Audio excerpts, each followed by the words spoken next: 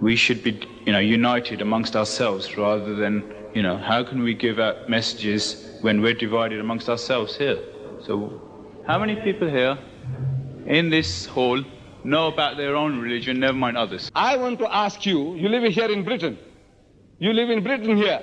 Young man, don't run away. I say, you live here in Britain.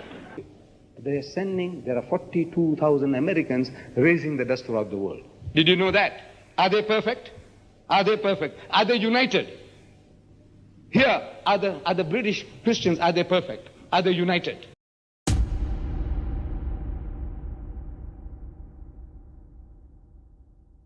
In a lecture entitled, Why Comparative Religion, which was held in England around 1990, there was a moment where Sheikh Deedat confronted a tendentious Muslim questioner during a Q&A session. This particular Muslim asked a slightly protesting question as he advised Sheikh Ahmed Deedat not to interfere with other people's beliefs. In this case, it is Christianity. Yes, next one. Assalamu alaikum. Right, as far as I understand of your lecture, you was giving us the message that we should go with whatever dole money, whatever, to give our message to fellow non-believers, people, Christians, whatever.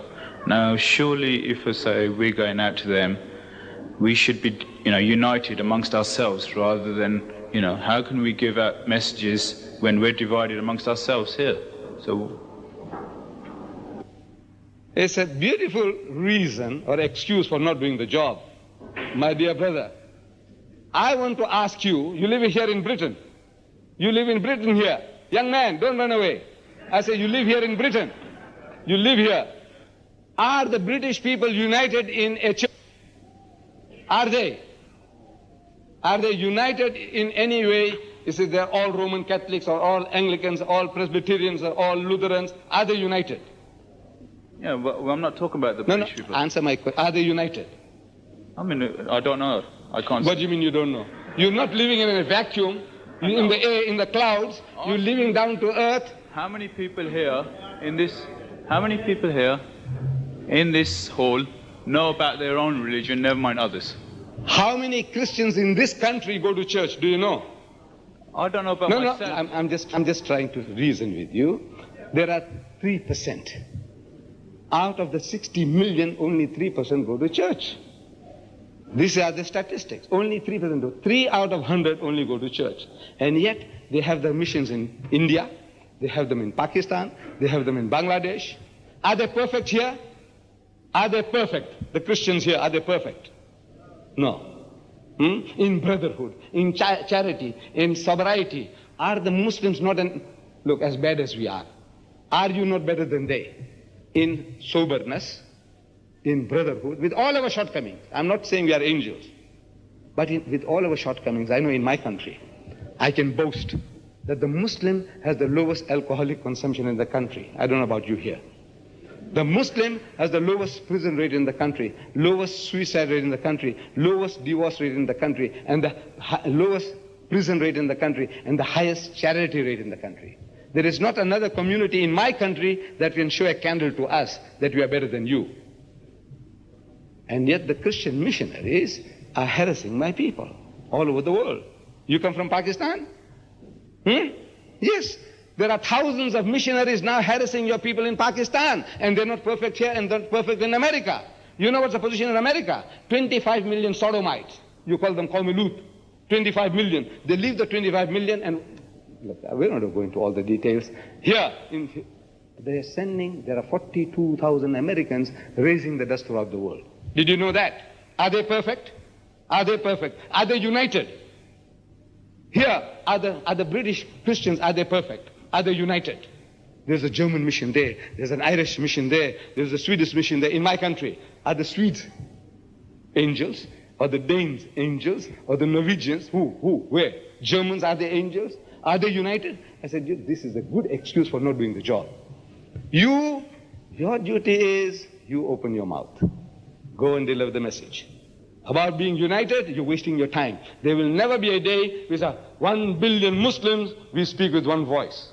When that happens, you all become namazis 5 times. All keep standard-sized beards. And wear this, the Arab garb, all of us. That day, Allah will say, Close the book. He won't need you. He doesn't need me. He says, you are angels now. I've got millions of angels. Go and join with them. On this earth, there's no place for you. Thank you very much.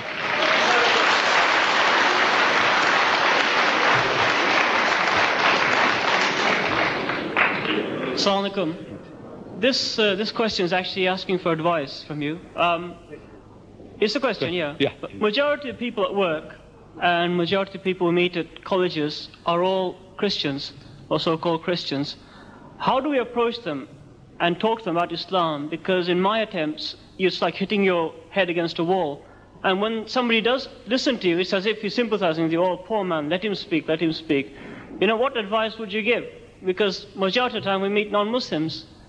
So, inshallah. The advice I was giving you already, you see, you have to use this burhan.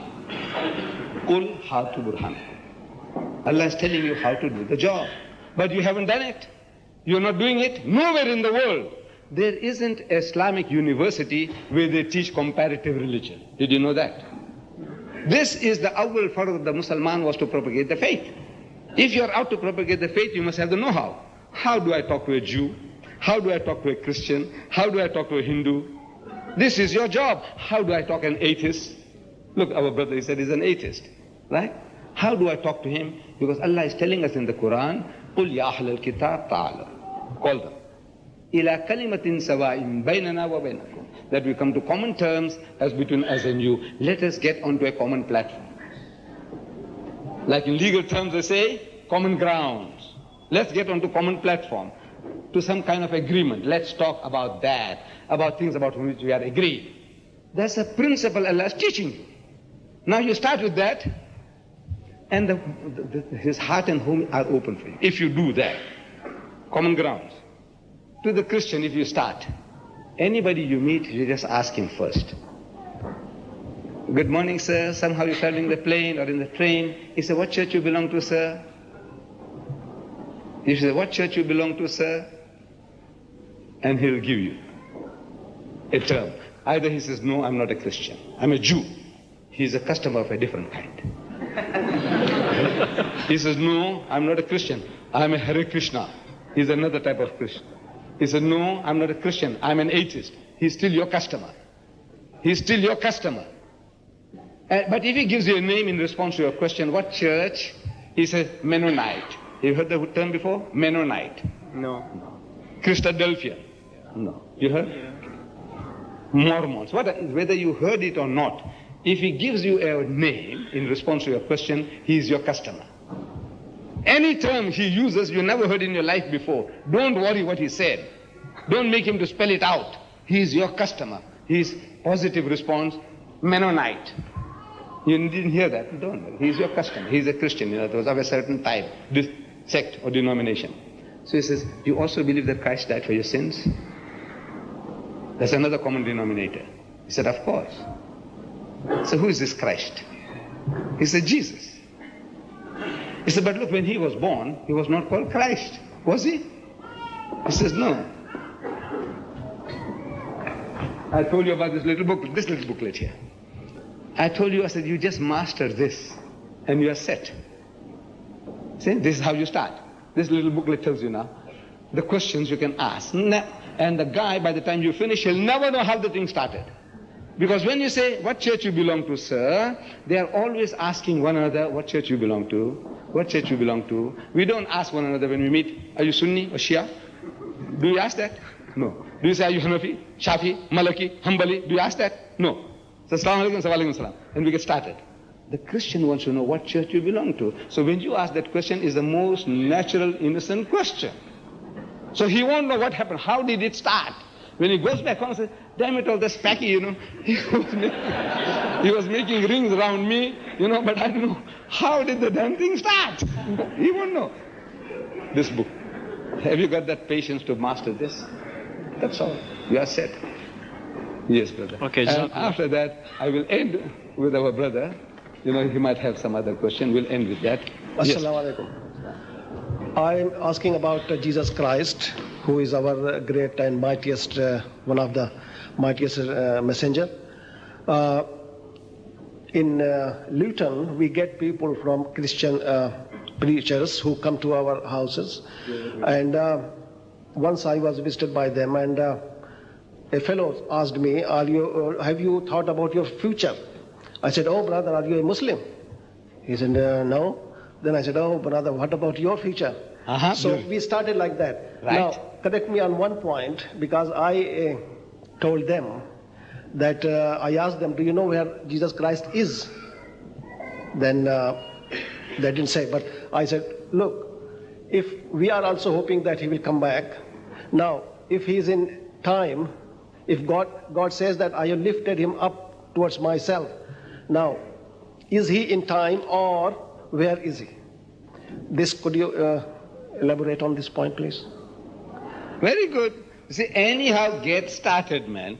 Each and every one is unique. You just get started. And you see where you can take him, bring him to Islam. Anything, everything. What he's talking about, which horse are you backing Saturday? You get started with him, and you see in Islam, we are not allowed to gamble. You start talking about Islam. Any excuse, man, get in. You see, whatever approach, but now with this little booklet, it'll give you new angles how to get started, inshallah. Yes. Assalamu alaikum. May Allah bless you for your great Islamic work.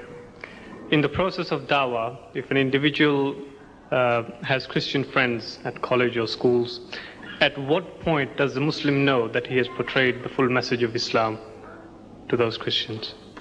At the point when he recites the Shahada. Otherwise, you just talk, and he agrees and agrees and agrees. Unless he accepts Islam, reads the Shahada, and is prepared to go with you, the whole way, you haven't achieved anything.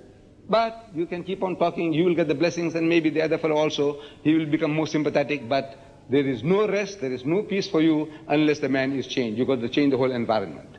Like the Jehovah's Witness. If you nod your head like this, and he'll keep on harassing you till one day you say, hey, I don't want to see your face again, but the next time I see you, I'll put a bullet through your head. That's the only time he will stop. You see? So similarly, you also, just you spoke to the guy and I bulldozed him. You know, I did like this and I tied him up in knots. Not good enough. Get his name and address, follow him up. And carry on till he comes along and embraces you and joins you in the salat.